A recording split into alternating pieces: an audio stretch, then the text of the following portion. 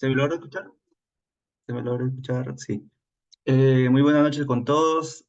Vamos a dar inicio a este pequeño webinar referente al curso de análisis, diseño y modelamiento de colegios, enfocándonos obviamente en la parte estructural. Eh, Mi nombre es Carlos Guerrero, ¿no? Soy ingeniero civil, ¿no? Tengo más de 2 años de experiencia en referente a este tipo de temas referentes a lo que es el análisis, diseño, modelamiento, y también por ahí le podemos incluir lo que es este reforzamiento estructural, ¿no? No solo evaluando estructuras a nivel lineal, sino también evaluando estructuras a nivel no lineal, que ya es un poco más complejo. Eh, bueno, damos inicio a esta explicación. En primer lugar, vamos a hacer una pequeña presentación de lo que sería el curso, ¿no? Este pequeño webinar, cómo lo voy a estructurar, la explicación. En primer lugar, hablaremos introductoriamente del curso, abarcaremos los aspectos del temario del curso, los objetivos que vamos a tener que plantearnos durante la etapa del curso, ¿no? Como tal. Los logros que vamos a tener, se van a tener ustedes como por parte del curso, ¿no? Y de mi persona al realizar el dictado y las conclusiones generales de este webinar. Iniciamos con la introducción. El curso de análisis, diseño y modelamiento de colegios conectados SEI y Excel aporta los conocimientos prácticos necesarios para la correcta utilización de las técnicas que permiten dominar las especificaciones reglamentarias, ¿no? Específicamente, vamos a utilizar las normas del Reglamento Nacional de Edificaciones. Además, emplearemos los métodos modernos para el análisis y diseño de estructuras de instituciones educativas que están estructuradas en su gran mayoría de sistemas de concreto armado y albañilería confinada, ¿no?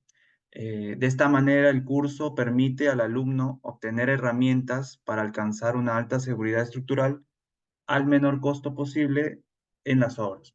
Propósito que es de uno de los principios de la ingeniería estructural, ¿no? Algo que vamos a ver a continuación.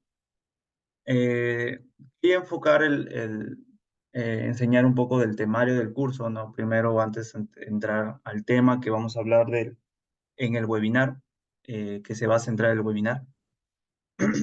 Primero hablaremos del temario del curso, ¿no? En cómo estará estructurado este curso. Va a ser sencillo, lo que se hace realmente durante los procesos de diseño, ¿no? Lo que es primero la estructuración, el predimensionamiento de los elementos estructurales propiamente dichos. Aquí se emplearán eh, términos, métodos sencillos que permitan entender cómo es que se llega a la estructuración y predimensionamiento y más en este tipo de estructuras que son los colegios, ¿no? El modelado, por siguiente, el modelado en etapas, ¿no? Aquí vamos a tener que tomar en cuenta los criterios estructurales y de modelado para realizar un adecuado análisis, ¿no? Que es el siguiente punto, donde se abarcará el análisis sísmico empleando la norma E030, que es la norma de diseño sismorresistente. Por consiguiente, hablaremos sobre el diseño de vigas, ¿no? Luego de haber validado nuestro análisis sísmico, nuestro modelado estructural, lo validaremos mediante el diseño de vigas. Vamos a hacer el diseño de vigas empleando la norma 060, al igual que el diseño de columnas y el diseño de placas. Acá vamos a considerar todos los criterios necesarios para hacer un correcto diseño estructural, propiamente dicho, y que cada elemento cumpla con lo que está destinado, ¿no? Lo que lo vamos a destinar para que cumpla con la normativa. Por consiguiente, el diseño de losas lo vamos a realizar en SAFE, ¿no? Vamos a utilizar este programa interesante que analiza tanto losas macizas de entrepiso, y losas de cimentación también, ¿no? En este caso vamos a poder entender cuál es el criterio necesario para el diseño de cimentaciones y cuáles son las consideraciones que necesitamos tener en cuenta para un adecuado diseño, ¿no? Los objetivos del curso, en primer lugar, capacitar a los participantes en el correcto proceso de análisis, diseño y modelamiento estructural de colegios, realizar el análisis, diseño y modelado estructural de colegios de acuerdo a los lineamientos de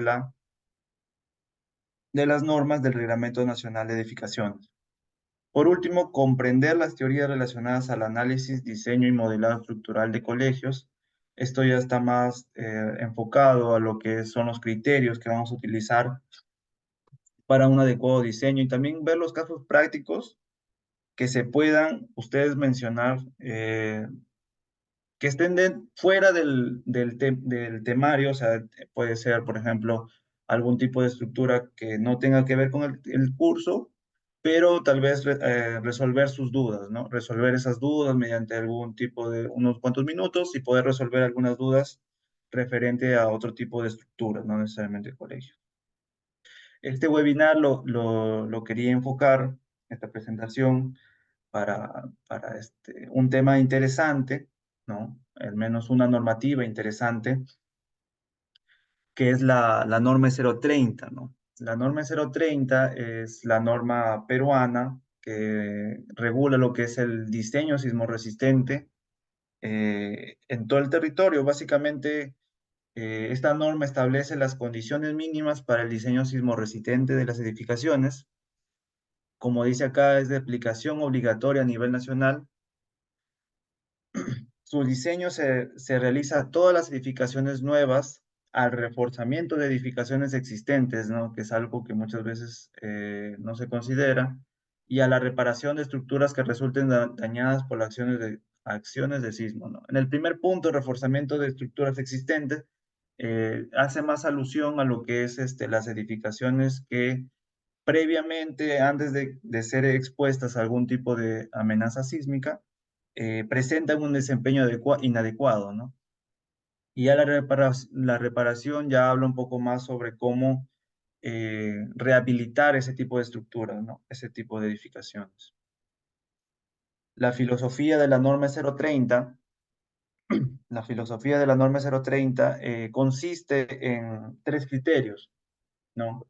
Primero que nada, evitar la pérdida de vidas humanas. Este criterio básicamente hace alusión a que tenemos que realizar edificaciones que sean sustentables en el tiempo, ¿no?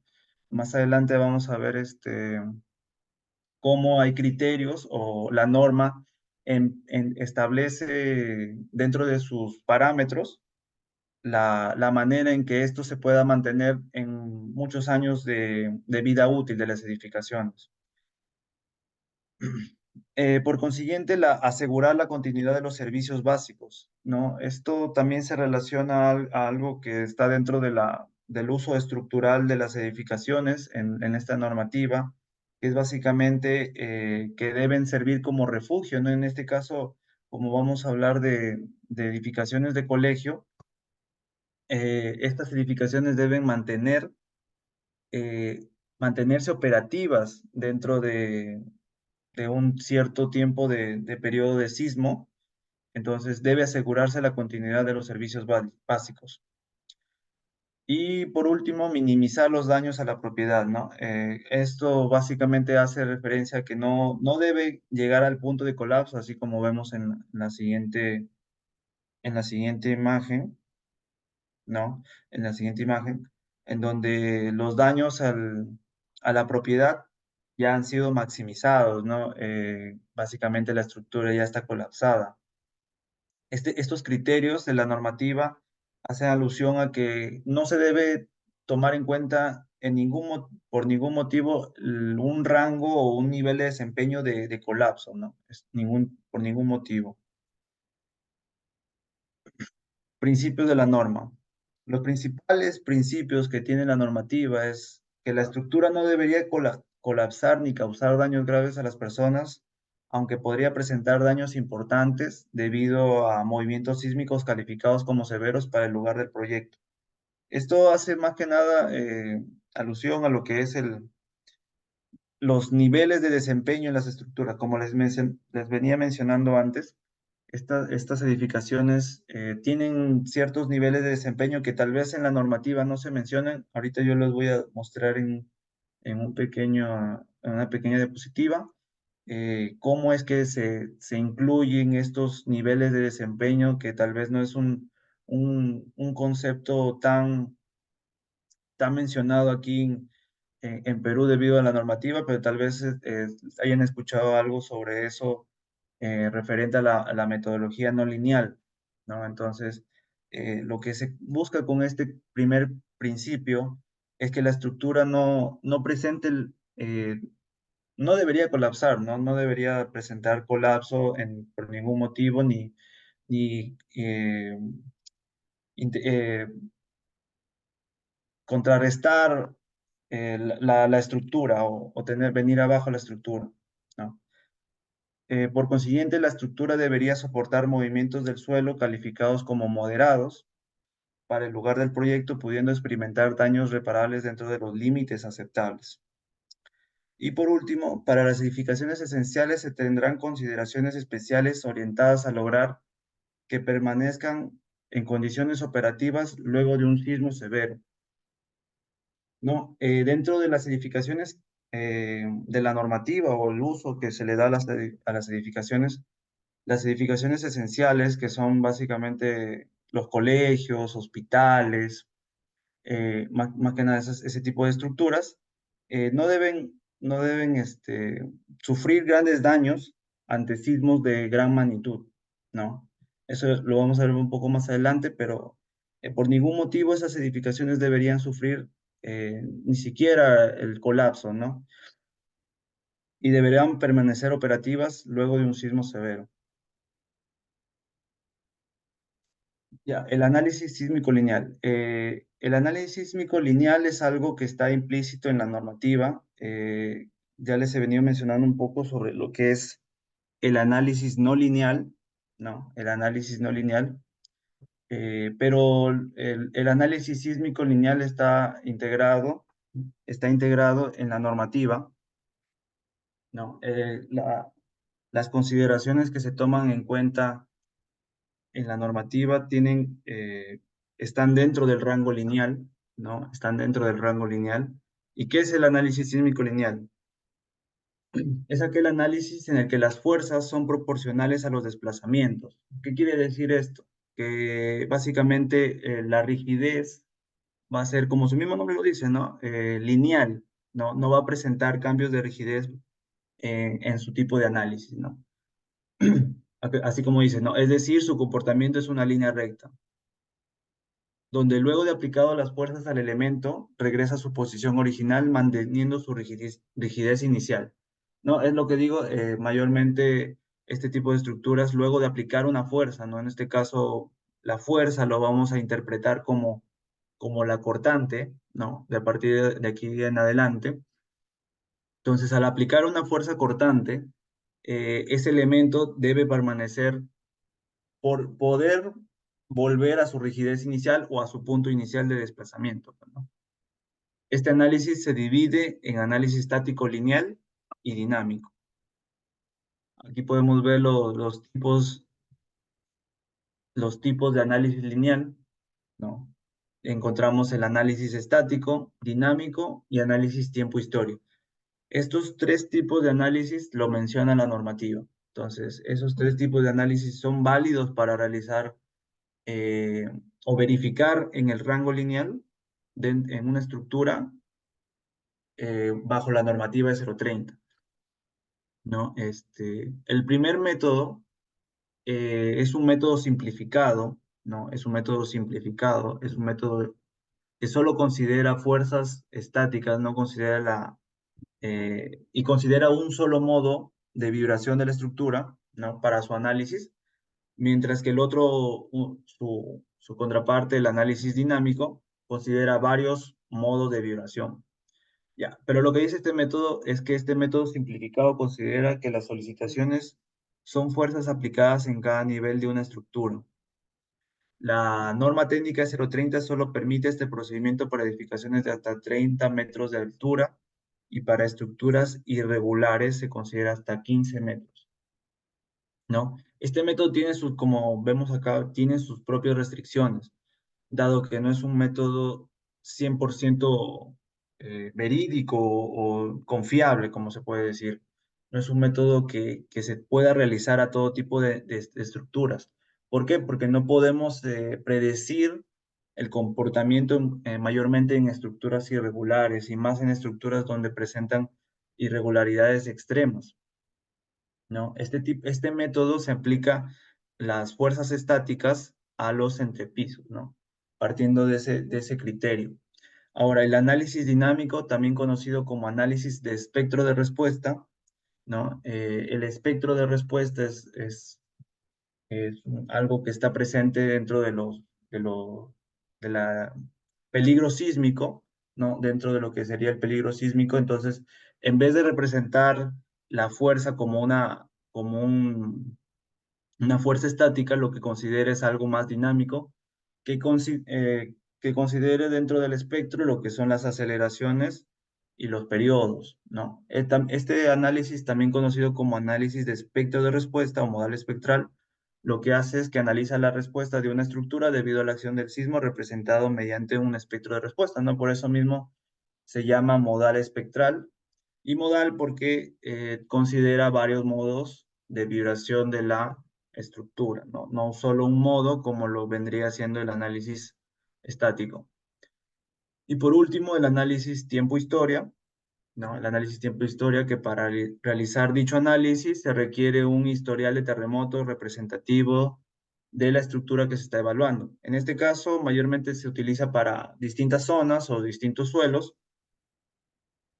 en donde el análisis de la historia del tiempo se utiliza para determinar la respuesta sísmica de una estructura bajo carga dinámica de un terremoto representativo, ¿no? En este caso se utiliza acelerogramas extraídos mayormente del SISMIT o del IGP que te permiten esa demanda que antes era algo dinámico mediante un espectro y antes era un estático de manera estática mediante fuerzas equivalentes. En este caso vendría a ser representado por los sismos o los acelerogramas, ¿no? Y a partir de ahí, realizando algunos métodos, se puede calcular los desplazamientos, derivas, momentos, que es lo que principalmente se utiliza para posterior a realizar un diseño sísmico, ¿no? O un diseño estructural. Partiendo de esos conceptos, recuerden que lo que les mencioné, que a partir de ahora la fuerza va a estar representada como cortante, para entenderlo un poco mejor. Tenemos los parámetros sísmicos. Eh, la norma establece, 030 establece la siguiente fórmula para los parámetros sísmicos, ¿no? Tenemos primero el Z, que es un parámetro de zona, el U, que es un parámetro de uso para la edificación. Esto va a variar, todos los parámetros mencionados acá van a variar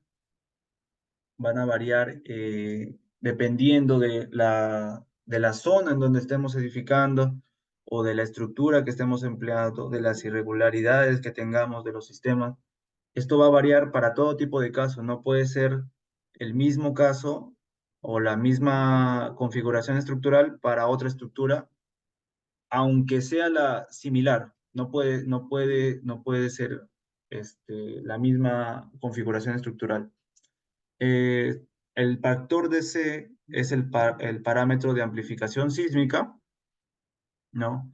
El R es el parámetro de reducción sísmica, por acá falta el S, que es el parámetro de suelo o de tipo de suelo, y el P, que es el peso sísmico de la estructura, se realiza mediante un metrado de cargas, un metrado de entrepisos, y de esa forma podemos calcular la cortante, que es este valor de V, ¿no? Que es la cortante, que como les había mencionado, lo vamos a tomar como si fuera una fuerza sísmica, ¿no?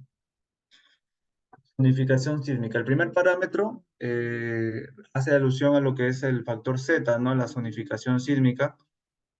Esto es muy importante, ¿por qué? Porque la norma divide el territorio peruano en cuatro zonas sísmicas, cada una de las cuales asigna un factor de zona, Z, que se interpreta como la aceleración máxima del suelo, máxima en un suelo rígido, S1, ¿no? El factor del suelo tipo S1, que lo vamos a ver más adelante, que tiene el 10% de probabilidad de ser superada en 50 años, ¿no? Acá podemos ver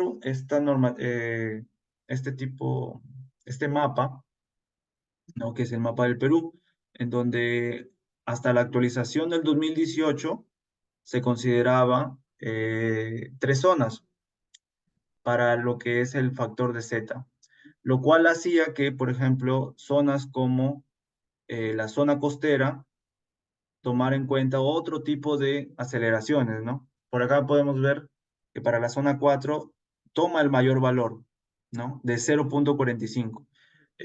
Aquí cabe resaltar que entre mayor sea el factor de Z, mayor, más complicado y mayores aceleraciones va a presentar la estructura que esté situada en esa zona, ¿no?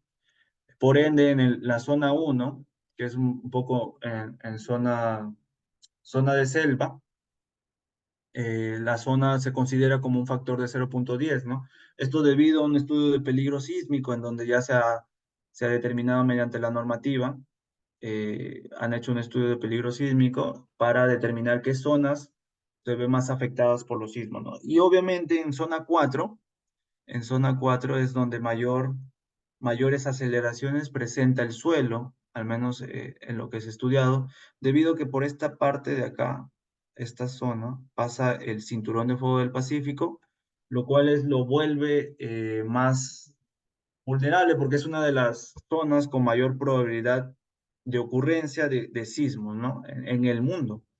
Entonces ahí podemos interpretar por qué toma ese factor de 0,45 superior a otras zonas. Además, estos factores también están en evaluación, estos factores están en evaluación debido a que también interpretan a las aceleraciones presentadas en sismos ocurridos, ¿no? Obviamente no alcanzan el valor de 0,45 porque ya es un valor que se le da de seguridad, por así decirlo, pero entre mayor, por ejemplo, si hay un sismo que supere este valor de 0,5, 0,45, se tendrá que modificar la norma, ¿no? Se tendrá que modificar la norma para que no sea superado próximamente en los diseños estructurales, ¿no? Más o menos así se toma en cuenta la normativa para colocar los valores a los factores de zona, los factores según la zona en que se encuentra. Una pregunta. Ya. Por consiguiente, vamos a ver el tema del el uso de las estructuras, ¿no? Que es algo muy importante y en este caso más porque es con este tipo de edificaciones que son los colegios, se encuentran dentro eh, lo que son edificaciones esenciales, ¿no? En edificaciones esenciales tenemos lo que es dos tipos, al menos lo que menciona la norma, es que para edificaciones A1, ¿no? Que son establecimientos de salud, tiene un tipo de consideraciones, ¿no? Que está eh, inscrito en la norma para su modelamiento, en donde esto mayormente se utilizan aisladores sísmicos, ¿no? Ya salió una norma que es la E.031, en donde este diseño para establecimientos de salud importantes, ¿no? Los más importantes, eh, ya tiene unas consideraciones especiales, ¿no? Pero por otro lado, para las edificaciones A2, ¿no? Que son las edificaciones esenciales, eh, que no están dentro de las A1, ¿no? Obviamente. Tenemos aquí algunos establecimientos de salud que no están comprendidos en la categoría A1, ¿no? como algunas postas, por ejemplo. Están dentro de la categoría de edificaciones esenciales, pero tienen otro tipo de consideraciones.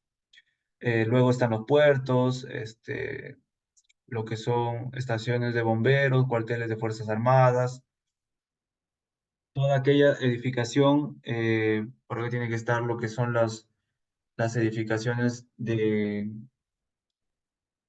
educación, ¿no? Para centros de educación, ¿no? A todas aquellas edificaciones que puedan servir como refugio después de un desastre, tales como instituciones educativas, institutos superiores, tecnológicos y universidades, ¿no? Entonces, todo tipo de estructura que está diseñada para ser institución educativa debe servir como refugio para un sismo o durante un sismo, ¿no? Acá dice después de un desastre, pero tienen que estar operativas dentro de ese rango de tiempo en donde ocurre un sismo, ¿no? Por eso su valor dentro del factor de uso es mayor. Además, sus niveles de desempeño para la norma van a tener que estar, van a tener que estar un poco más considerados, dado que, por ejemplo, para edificaciones importantes como cines, teatros, estadios, coliseos, centros comerciales, ¿no? Aquí está un poco la descripción de cada edificación que se puede considerar. Eh, el factor es de 1.3, ¿no? Y a medida que bajamos a una edificación común, que es edificaciones como viviendas, oficinas, hoteles, restaurantes, el factor se vuelve de 1, ¿no? Y esto tiene su interpretación, y acá lo podemos ver. Para edificaciones comunes se acepta como aceleración de diseño a la que tiene 10% de probabilidad de ser excedida en los 50 años de vida útil del edificio. ¿Esto qué quiere decir? Es decir, que para edificaciones importantes y esenciales se considera una aceleración de diseño amplificada por 1.3 y 1.5, ¿no? Este 10% de probabilidad de ser excedida en los 50 años es las consideraciones que tiene la norma, o se puede decir los parámetros que considera la norma para el diseño de estructuras en general, ¿no? Este 10% de probabilidad de ser excedidas, la probabilidad que tiene de ocurrencia un sismo, ¿no? Entre mayor periodo de retorno, que vamos a ver un poco la definición de periodo de retorno, eh, mayor probabilidad, hay una mayor intensidad sísmica y menor probabilidad de ocurrencia, pero en cuanto ocurre el sismo, va a ser un sismo de gran intensidad, pues, ¿no? Entonces, las edificaciones están diseñadas para un sismo que se considera como de diseño o un sismo de diseño, ¿no? Y en este caso, para las siguientes edificaciones, ¿no? Que en cuanto van aumentando, las edificaciones esenciales, podemos ver que el factor aumenta para su respectivo análisis, ¿no? Para darle una mayor importancia a esas estructuras. Y acá podemos ver los objetivos de las estructuras, en donde, por ejemplo, acá vemos lo que es el sismo, los sismos, y acá vemos también lo que es un sismo frecuente, es un sismo con probabilidad de excedencia de 50% en 30 años.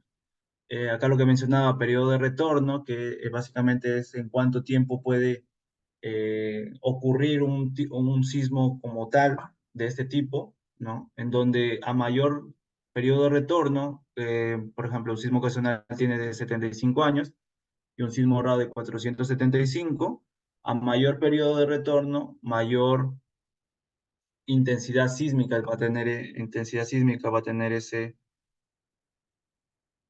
sismo propiamente dicho, ¿no?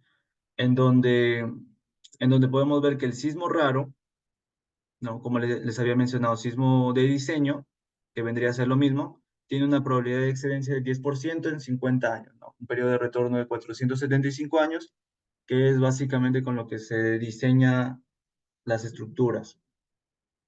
Ahora, esta matriz que vemos acá es una matriz propuesta por Visión 2000, una norma americana, que básicamente grandes puntos que se han considerado en la normativa tienen su inspiración en la norma americana, ¿no? Entonces, por ejemplo, para un objetivo básico, ¿no? Para una amenaza dada, que un objetivo básico lo podemos relacionar como una edificación común, se tiene que tomar en cuenta que para un sismo de mayor magnitud o el sismo con mayor magnitud que les había mostrado, se debe tener a lo mucho, ¿no? Un nivel de desempeño de cerca al colapso, ¿no? Estos niveles de desempeño hablan un poco sobre cómo se va a ir, cómo se va presentando el daño en las edificaciones, ¿no? Operacional hace alusión a que la edificación, como su mismo nombre lo dice, se va a mantener operativo, se va a mantener operativo durante, durante la ocurrencia del fenómeno catastrófico y no va a presentar grandes cambios de rigidez o grandes deformaciones presentes en la estructura general y va a mantener lo que vendría a ser la prevención de la vida que vimos en los criterios de la normativa. Entonces va a mantener la seguridad de vida, ¿no? Funcional ya hace alusión a que la estructura se va a mantener de pie, va a mantener su desempeño, pero ya va a presentar cierto degradación de rigidez que eh, no va a ser excesiva, pero ya va a presentar un cierto grado de daño, ¿no? Y en la seguridad de vida, la edificación ya presentó un gran daño, ¿no? Una gran degradación de rigidez, pero se mantiene o se asegura la vida, que es básicamente lo que habla este criterio, ¿no? Seguridad de vida. Se asegura que la vida dentro de la estructura va a mantenerse. Entonces, los habitantes evacuar con, eh, pueden evacuar la estructura sin ningún tipo de problema. Y cerca al colapso, ya la edificación está, como de su mismo nombre lo dice, cercano al colapso total y la edificación no asegura como tal sus elementos que va a mantenerse de pie y que va a mantener la seguridad de los habitantes. Por ende, los objetivos para edificaciones esenciales, ¿no? Los objetivos esenciales mantienen en el rango de funcional, ¿no? Como habíamos visto antes, las edificaciones esenciales deben mantenerse operativas luego de la ocurrencia de algún sismo, ¿no? Por ende, son estos objetivos que le da la normativa para edificaciones nuevas, ¿no? Estos son los criterios que toma la norma para los objetivos de estructura. Luego aquí podemos ver lo que es el factor de amplificación sísmico, otro factor que está dentro de la norma, que es el cociente entre el valor máximo de la aceleración en la estructura y el valor pico de la aceleración en su base. Se denomina factor de amplificación sísmica. La aceleración máxima que alcanzaría en un terremoto una estructura elástica de un grado de libertad depende tanto de la aceleración que recibe en su base como de su periodo fundamental. Esto básicamente hace alusión a las aceleraciones máximas, dado que estos valores de espectro, ¿no? Esta es la construcción de un espectro, ¿no? Que son de sismo representativo, ¿no? Por acá podemos ver el sismo de Lima de 1966, ¿no? Con sus componentes, el sismo de Huaraz de 1970 y el sismo de Lima de 1974. Para para las estructuras, perdón, para el análisis de la norma, han utilizado este tipo de aceleraciones, ¿no? En donde podemos ver acá que han hecho para calcular esta plataforma y esta pendiente, o claro, esta pendiente, podemos ver que han hecho un promedio de las aceleraciones de la normativa, de aceleraciones reales, acelerogramas reales, y le han hecho un promedio y han determinado que ese es el factor de amplificación sísmica que considera o que se va a considerar en la normativa, ¿no? Y esto va a depender de acuerdo a las condiciones de sitio, se va de determinar el factor de amplificación sísmica por las siguientes expresiones, ¿no? Tomando en cuenta el valor de T, que es un periodo fundamental de la estructura, el valor de TP, que es el periodo que define la plataforma del factor C, que vendría a ser esta, ¿no? Aquí por acá está TP. El factor TL, que es el periodo que define el inicio de la zona del factor C con desplazamiento constante, que vendría a ser esta zona de acá, y por acá está el factor de TL, ¿no? Y así podemos determinar el factor de C tomando en cuenta estos criterios, ¿no? Por consiguiente viene lo que es el parámetro de suelo. Acá podemos ver los distintos suelos para empezar, los perfiles de suelo se van a clasificar tomando en cuenta la velocidad de promedio de propagación de las zonas de corte, o para suelos granulares el promedio ponderado de los N60 de un ensayo de SPT. Y por último, el promedio ponderado de la resistencia al corte en condición no drenada, SU, que básicamente es de un ensayo triaxial, ¿no? Estos parámetros o esto de aquí lo podemos obtener de un estudio de suelos propiamente dicho mediante la normativa E050, ¿no? Ahí te da los criterios para realizar un estudio de mecánica de suelos y poder determinar mediante la norma, con estos parámetros, poder determinar qué tipo de suelo es, ¿no? Ahora, los tipos de perfiles de suelo son cinco, no podemos saber el tipo S sub 0, que es roca dura, el S1 roca o suelo muy rígido, el S2 suelo intermedio, el S3 suelo blando y el S4 condiciones excepcionales, que puede ser en esta parte de acá lo que son rellenos sanitarios, ¿no? Acá está cómo determinar en la normativa, cómo determinar qué tipo de suelo vamos a emplear en función a los valores mencionados anteriormente, ¿no? Una vez ya determinado cada factor, perdón, qué tipo de suelo es, lo relacionamos con lo que vendría a ser las zonas, ¿no?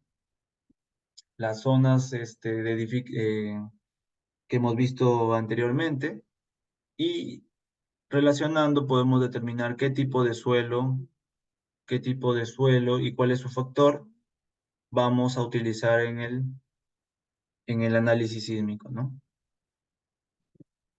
Sistemas estructurales. Acá podemos ver lo que son los sistemas principales de concreto armado, que son los siguientes, ¿no? Los pórticos, que por lo menos el 80% de la fuerza cortante de la base actúa sobre las columnas de los pórticos, ¿no? Los pórticos están formados por vigas y columnas, ¿no? Formando, como su mismo nombre lo dice, tipo pórticos, ¿no? Entonces, en este caso se utiliza la fuerza cortante que vemos considerado anteriormente para la determinación de V que les había mencionado. Entonces, tomando en cuenta que se debe tener al menos el 80% en la fuerza cortante, ya determinamos qué tipo de sistema estructural estamos utilizando. Por ejemplo, para muros estructurales, es un sistema en el que la resistencia sísmica está dada predominantemente por muros estructurales sobre los que actúa por lo menos el 70% de la fuerza cortante, pero en los muros, ¿no? El sistema de muros estructurales tiene una gran densidad de muros o placas de concreto armado que le dota de una cierta rigidez lateral. Entonces, esa cortante debe tener por lo menos el 70%, porque hay una mayor densidad de placas.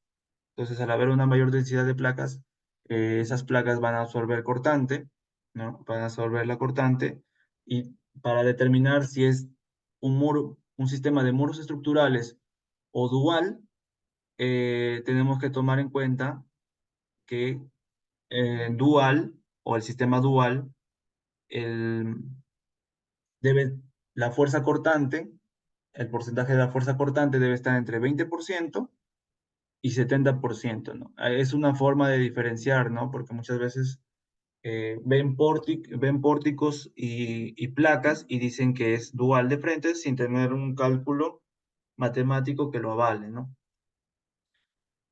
Y acá podemos ver las irregularidades y los sistemas estructurales que propiamente hemos mencionado anteriormente, ¿no? Este es un tema interesante porque en esta parte de esta tabla menciona que para edificaciones de categoría A1 y A2 no se permite, no se permite lo que son irregularidades, ni siquiera en casos eh, de zona 1 no se permiten irregularidades extremas, ¿no? En el caso de la zona 4, zona 3 y zona 2, no se permiten irregularidades ni de ningún tipo, ¿no? Este tipo de edificaciones, mayormente su estructuración y predimensionamiento son un poco más sencillos que otro tipo de edificaciones, por lo mismo de que su planta y su altura, su configuración en planta y altura, deben ser regulares, ¿no? Entonces, si nosotros le dotamos a un eje, le dotamos de placas, eso debe tener su espejo, o se puede decir que frente a frente, debe tener la misma, casi la misma configuración, ¿no? Entonces, por eso son edificaciones eh, un poco más sencillas de estructurar, pero para el análisis como tal es un poco más complejo porque la demanda que se le va a dar, se le va a considerar en esas estructuras son mayores, pues, ¿no? Que otro tipo de edificaciones. Y acá podemos ver los factores de R sub 0, ¿no? Para los distintos sistemas estructurales. Acá podemos ver que para pórticos es 8, para duales 7, para muros estructurales 6. Y por ahí está también lo que son muros de ductilidad limitada, que solo considera en su estructuración lo que son muros, ¿no? No hay perdón, no hay columnas, no hay vigas, y solo considera muros estructurales. Y acá podemos ver también un poco desenfocado lo que son albañilería armada y confinada, que es un factor de 3, ¿no? Estos factores que te dicen, cada vez que a mayor medida que una tenga un mayor factor de R, no, es porque la edificación se puede deformar, ¿no? Eso se va a ver reflejado también en la determinación de las derivas, ¿no? La determinación de las derivas. Como podemos ver acá, ¿no? A mayor medida que se va reduciendo o aumentando lo que son los muros o las placas, se reduce el factor, ¿no? Porque se considera que hay menores deformaciones presentes debido a la rigidez lateral que aporta las placas, ¿no? Igualmente ya en muros es de utilidad limitada, igualmente, ¿no? Y en albañilería también, porque los sistemas de albañilería, como son rígidos o al menos tienen una cierta rigidez que aporta esas unidades de albañilería, tiene un factor de R de 3, ¿no? Y acá podemos ver lo que son los desplazamientos laterales, ¿no? Y acá hablamos un poco de lo que les iba mencionando, ¿no? Podemos ver que acá el análisis es lineal, ¿no? Hasta un cierto punto de subs, de la cortante del sismo. Podemos ver que la estructura acá, esto es lo que se idealiza como real cuando tomamos en cuenta que se va a tomar un análisis lineal de la edificación, ¿no? Entonces, esto es muy idealista, ¿no? Esto es muy idealista.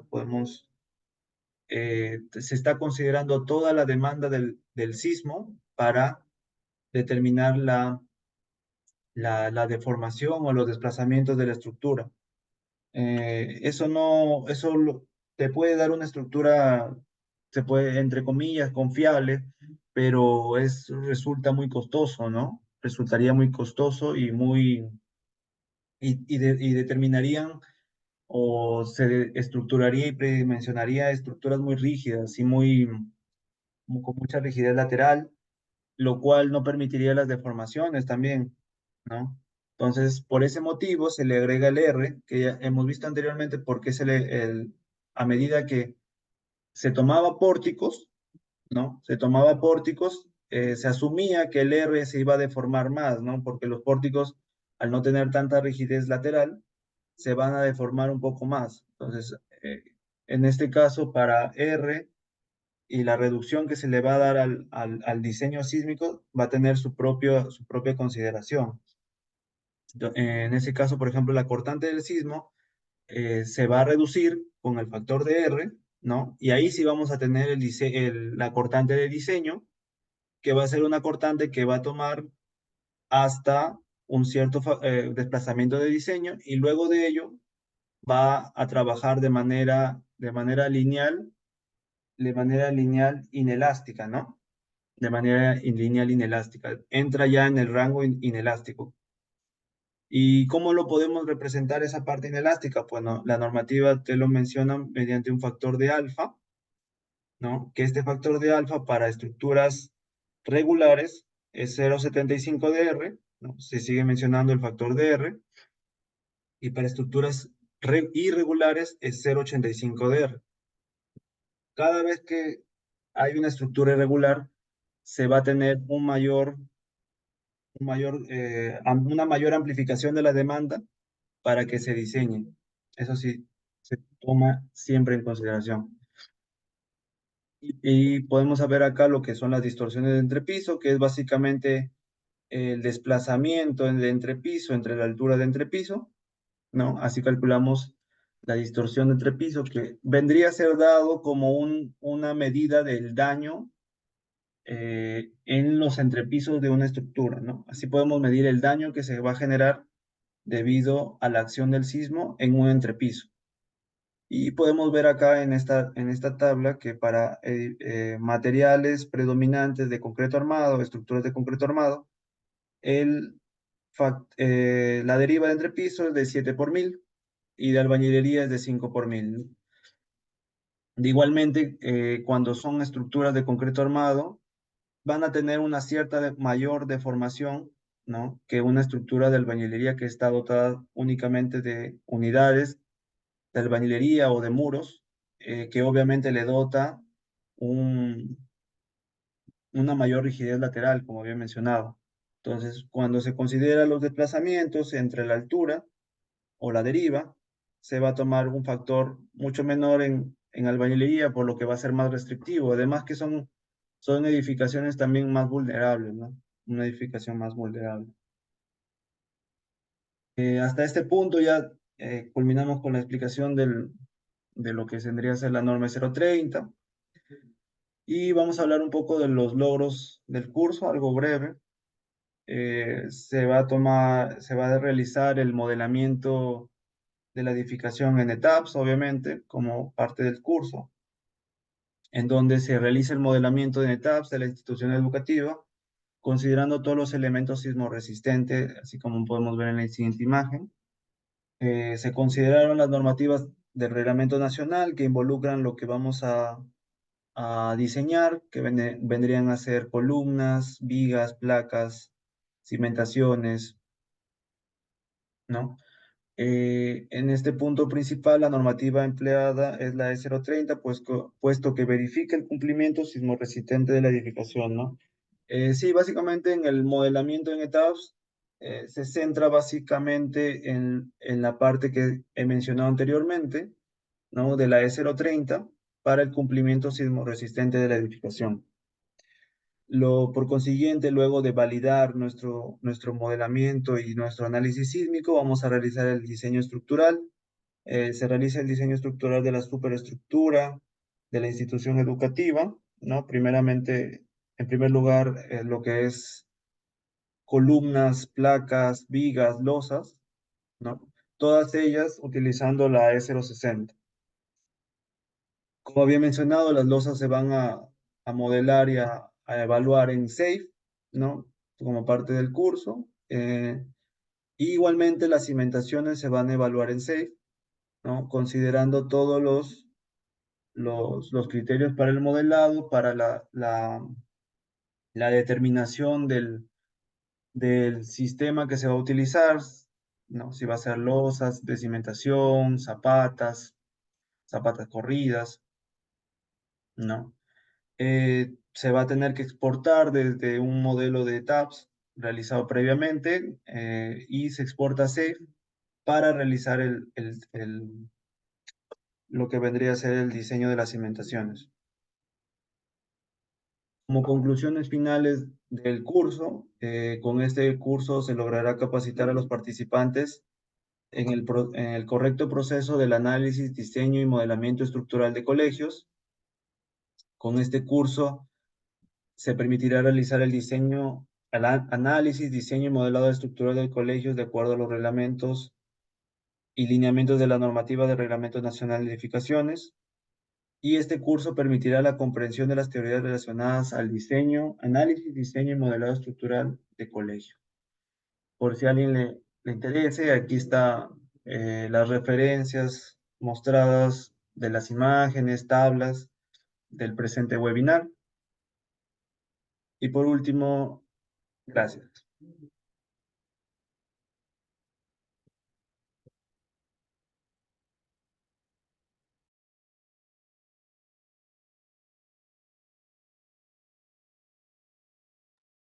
Oye, muchas gracias, ingeniero, por la ponencia. Ha estado muy interesante, de verdad.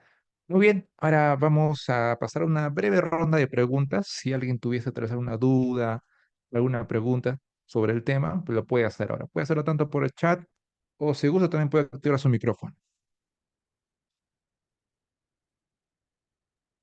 Tenemos una pregunta ahorita de Cristian. Nos dice, al elegir un análisis estático, se refiere que con ese método se verificará las derivas, irregularidades y se realizará el diseño. Sí, a ver, no necesariamente. Al hacer el análisis estático, estamos involucrando lo que son los parámetros sísmicos, ¿verdad?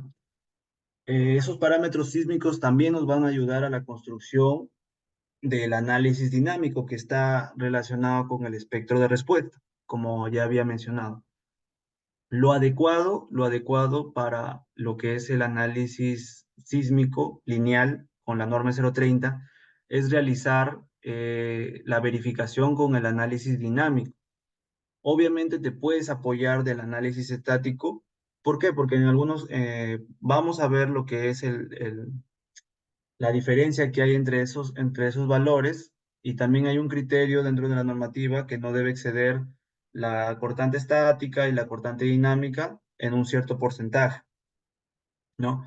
Pero lo adecuado para un análisis sísmico es utilizar el método dinámico, inclusive el método tiempo-historia, pero mayormente en lo que es diseño se utiliza el dinámico para verificar las derivas, las irregularidades, ¿qué otro aspecto? Lo que son los sistemas estructurales como tal, la cortante de diseño, ¿no? No se utiliza, sí se utiliza el método estático, pero lo más adecuado es verificar lo que me mencionas con el dinámico, ¿no?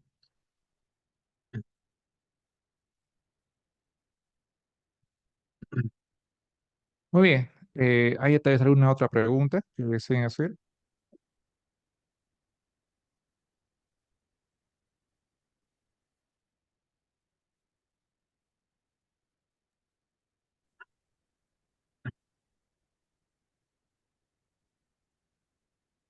Me parece que ya no hay más preguntas o alguien más también puede encender su micrófono si gustan.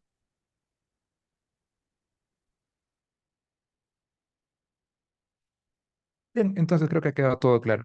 Muchas gracias por su tiempo, muchas gracias por la ponencia. Y ahora vamos a pasar justamente a eso. Sí, Sonny, vamos a pasar ya al tema del curso como tal. Este ha sido una breve introducción, sí, porque sabemos no se puede explicar todo en un solo webinar. En sí, este curso, bueno, vamos a pasar un poquito a compartir pantalla. Gracias, ingeniero. Vamos a compartir pantalla. Bueno, voy a compartir mi pantalla.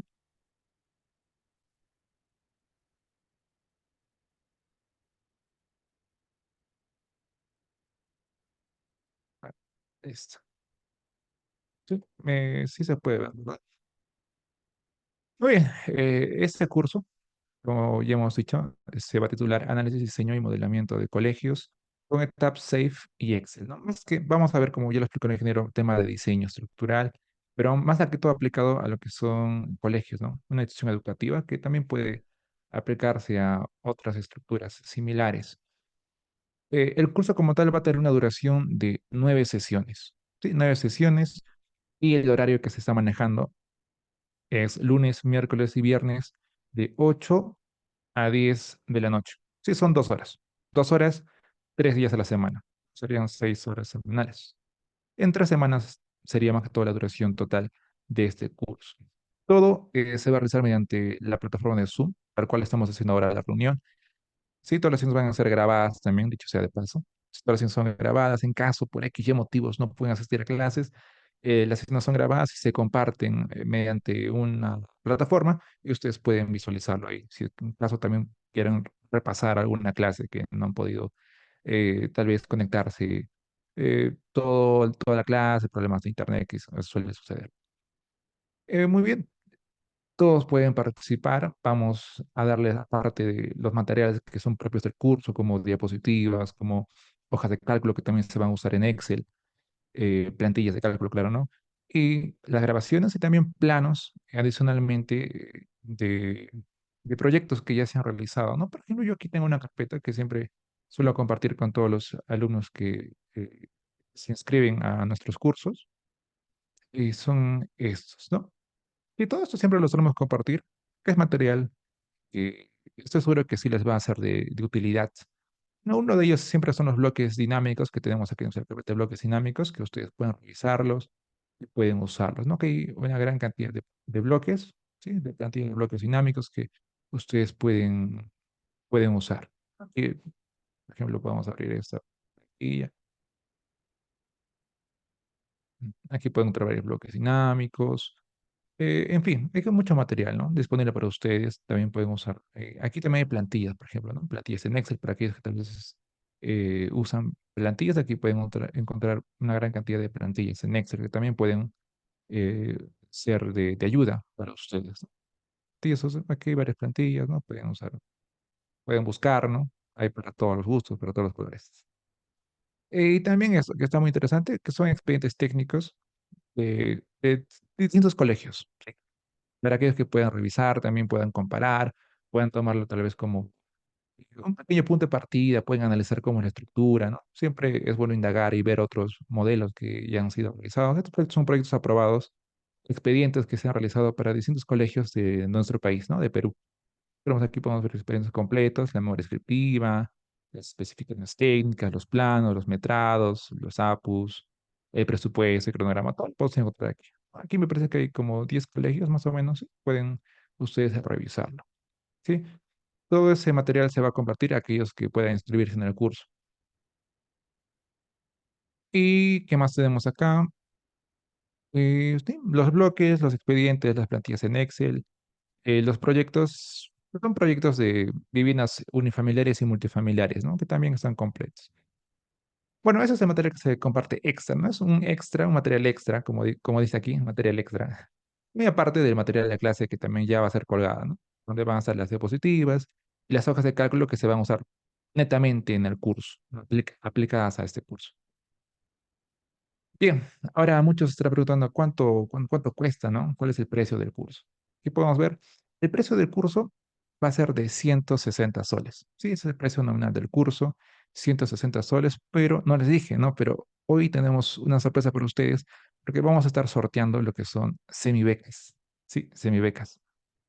Aquí tengo tal vez la imagen. Sí, se puede ver. Bueno, aquí es miércoles, ¿no? Aquí hay un error. Aquí es miércoles, ¿sí? El curso, ¿cuándo inicia el curso? Este miércoles, ¿sí? Este miércoles. No es lunes aquí, aquí es miércoles, perdón. Hay un error aquí en el tipeo. Sí, el inicio es el miércoles 8. Sí, hoy día estamos 6, mañana es 7 y el miércoles es 8. O sea, ya iniciamos este miércoles, ya no falta nada, simplemente faltan 2 días para iniciar clases y el horario va a ser, como ya les indiqué, de 8 a 10 de la noche. El costo normal del curso es 160 soles, pero el día de hoy vamos a estar sorteando 10 semibecas, ¿sí? también con forma de poder premiar el tiempo que ustedes invierten, ¿no? Que han invertido en estar presentes en ese webinar.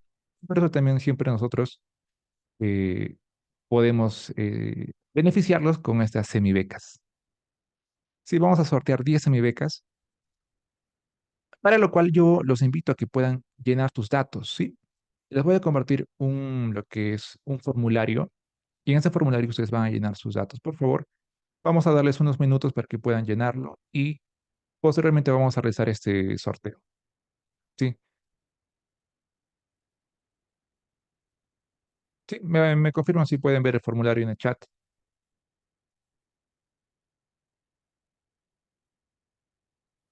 Perfecto. Sí, en este formulario pueden llenar sus datos todos aquellos que deseen participar del sorteo de las semibecas. Sí, como ya hemos informado, el precio del curso sería 160, pero con la semibeca solo pagarían la mitad, ¿no? Que sería 80 soles.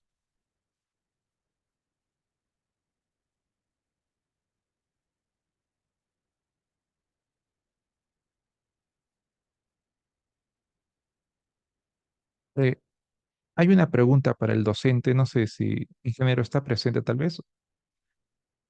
Ingeniero Carlos, mientras van llenando sus datos. Sí, a ver, ¿qué dice?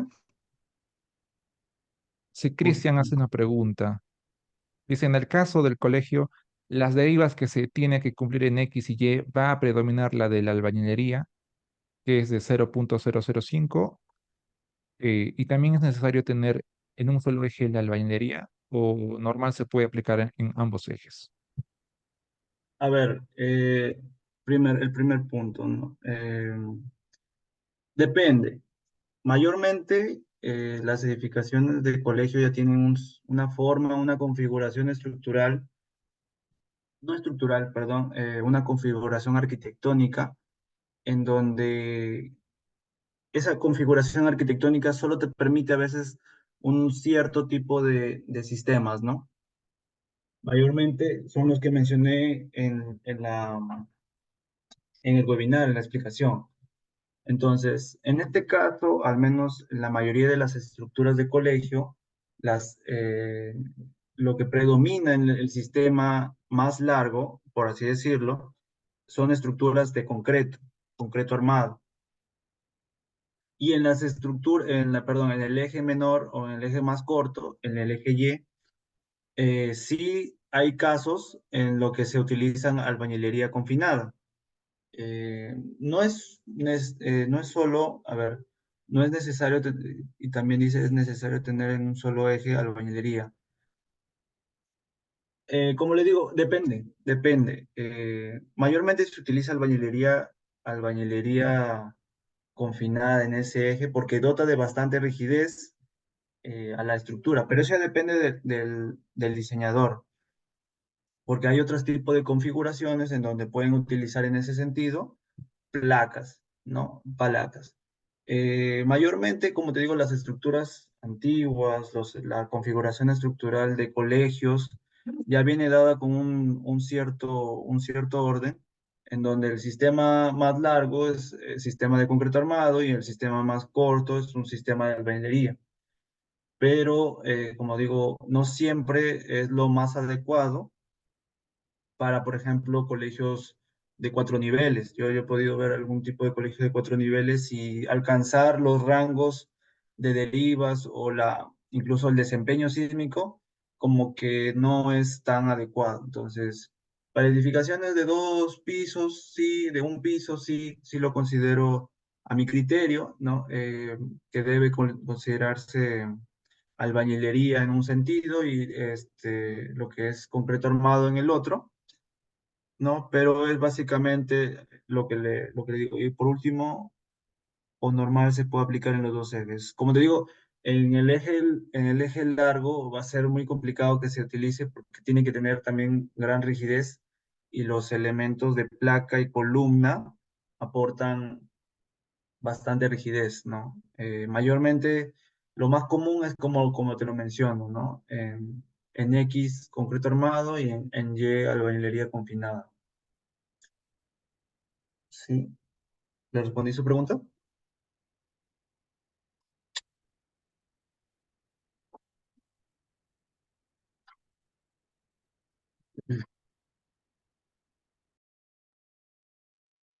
Hay una pregunta más, ingeniero, en el chat. José Antonio pregunta, si se realiza un colegio de concreto armado, admite 7% de deriva según la E030, y este colegio tiene una cobertura inclinada, no es techo, solo la cobertura de la azotea, Ya, ¿se admitiría el 14%, doble de la máxima deriva admisible, o también sería 7%? ya. A ver, para empezar, cuando modelamos coberturas inclinadas, me imagino que se refiere que vas a colocar algún tipo de sistema liviano del techo, ¿no? Algún tipo de cobertura, una cobertura liviana. Entonces, en el modelo, ese tipo de coberturas lo que se hace se idealiza, ¿no? En ese tipo de coberturas se idealiza. ¿Y cómo lo podemos idealizar ese tipo de coberturas?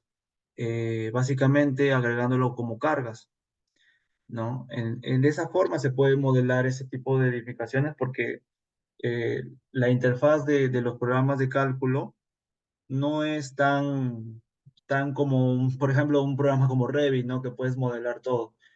Pero tienes que tener los criterios necesarios para incluir esas cargas, ¿no? Que serían agregar las cargas a los apoyos. En este caso podría ser en las columnas, ¿no? Agregar esas cargas a los apoyos y ya luego de eso hacer el análisis total.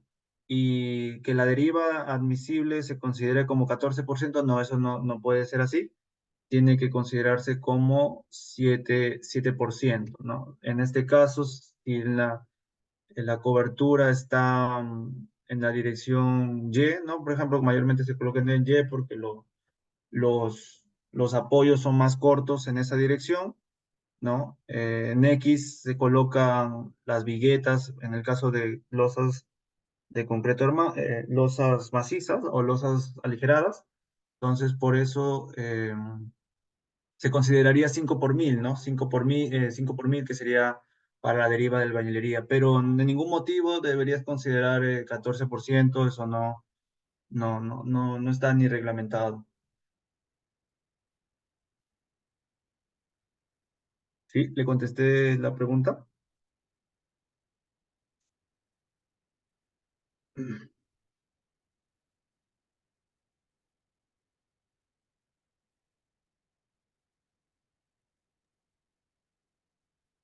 Listo, muchas gracias, ingeniero, por su respuesta. Ya, Bueno, listo. si no hay más preguntas, tal vez, creo que ya podemos iniciar con el sorteo. Hay una pregunta más. Cristian dice, ¿y ese 0,005, bueno, el 5 por mil, se considera también para el concreto armado? No, ese 0,005 o 5 por mil se considera solamente para estructuras de albañilería. Eso está en las tablas de la norma. Eso te va a abordar, ¿no? Dentro de del curso, pero es únicamente para albañilería. Para concreto armado es 7 por mil o 0,007, ¿no? Hay una pregunta más de Robert. Dice, ingeniero, buenas noches. Mi consulta es sobre el sismo dinámico y el sismo estático. ¿Cuál siempre predomina en cuanto a la cortante basal? ¿Y me podría explicar más sobre las consideraciones que se debería tener? A ver, dice, ¿cuál siempre predomina? Como dije en la explicación, no es que uno predomine sobre el otro, sino que uno es más, permite un poco más ser fiable, por así decirlo. ¿Por qué? Porque el sismo estático considera lo que es un solo modo de vibración, que es una forma de periodo de la estructura, una forma de deformarse de la estructura, y que obviamente es un poco más extenso para explicar. Y mientras que el sismo dinámico considera varios modos de vibración de la estructura. Entonces, si me ponen en una balanza cuál sería más confiable, obviamente yo voy a querer tener un mejor análisis, ¿no? Un análisis más completo que permita abarcar mayor parte de los periodos, ¿no? Entonces, si se tiene que considerar primero uno de los dos, sería el sismo dinámico, ¿no? Y olvidé otra parte que dice, ¿me podría explicar más sobre las consideraciones? Sí, básicamente es esto, ¿no? La cortante basal, la cortante en la base de la estructura, mejor considerarlo con el sismo dinámico para las verificaciones. Obviamente el sismo estático también te da una aproximación dentro de una aproximación que puedes tomar en consideración, pero lo mejor es tomar el sismo dinámico.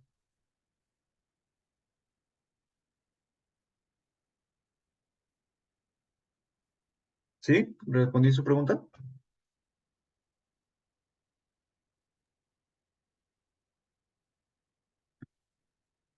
Listo. Muchas gracias, ingeniero, por su respuesta.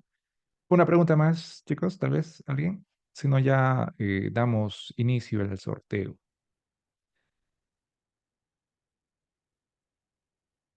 Si hay alguien que no ha llenado todavía sus datos, he vuelto a compartir aquí el link del formulario. Vamos a dar unos 30 segundos si son ya para poder comenzar con el sorteo. Les vuelvo a repetir, tal vez vamos a iniciar clases ya este día miércoles. Sí, este día miércoles 8 de mayo iniciamos clases a las 8 de la noche. Sí, una vez más les puedo compartir pantalla lo que es el horario.